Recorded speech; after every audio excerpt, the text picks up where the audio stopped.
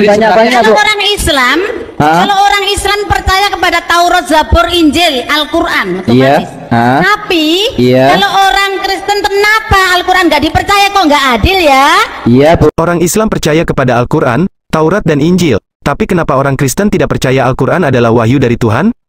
Kristen mengakui dan menghormati Al-Quran sebagai kitab suci agama Islam. Namun, ada perbedaan keyakinan antara Kristen dan Muslim dalam hal otoritas, penafsiran, dan keyakinan terhadap Al-Quran. Berikut adalah beberapa alasan mengapa Kristen tidak mempercayai Al-Quran seperti yang mereka yakini pada Injil. Pertama, pandangan tentang Yesus. Al-Quran mengajarkan bahwa Yesus, dalam Islam disebut sebagai Nabi Isa, adalah seorang nabi yang mulia, tetapi menolak ajaran tentang keilahiannya dan kematiannya di salib. Bagi Kristen, keilahian Yesus adalah bagian inti dari iman Kristen, dan kebangkitannya menjadi dasar harapan kehidupan kekal. Kedua, sumber pewahyuan. Kristen menganggap Alkitab sebagai sumber pewahyuan yang diilhami oleh Allah, yang mencakup Perjanjian Lama, Taurat dan Kitab para Nabi, dan Perjanjian Baru, Injil dan surat-surat Rasul.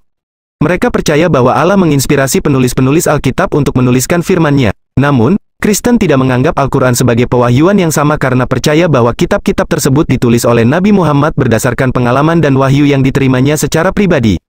Ketiga, perbedaan teologi dan doktrin. Al-Quran dan Alkitab memiliki perbedaan dalam teologi, doktrin, dan pandangan tentang Allah, keselamatan, dosa, dan hubungan manusia dengan Allah. Misalnya, Al-Quran menekankan kesatuan Allah, tauhid, dan menolak doktrin Tritunggal dalam Kristen.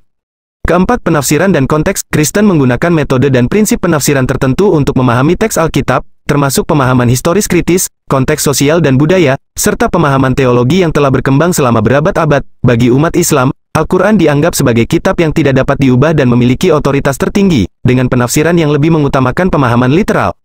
Penting untuk dicatat bahwa meskipun ada perbedaan keyakinan antara Kristen dan Muslim tentang Al-Quran, hal ini tidak menghalangi dialog antar agama yang saling menghormati dan mencari pemahaman bersama. Banyak Kristen dan Muslim bekerja sama dalam upaya mempromosikan perdamaian, pengertian, dan toleransi antara kedua agama.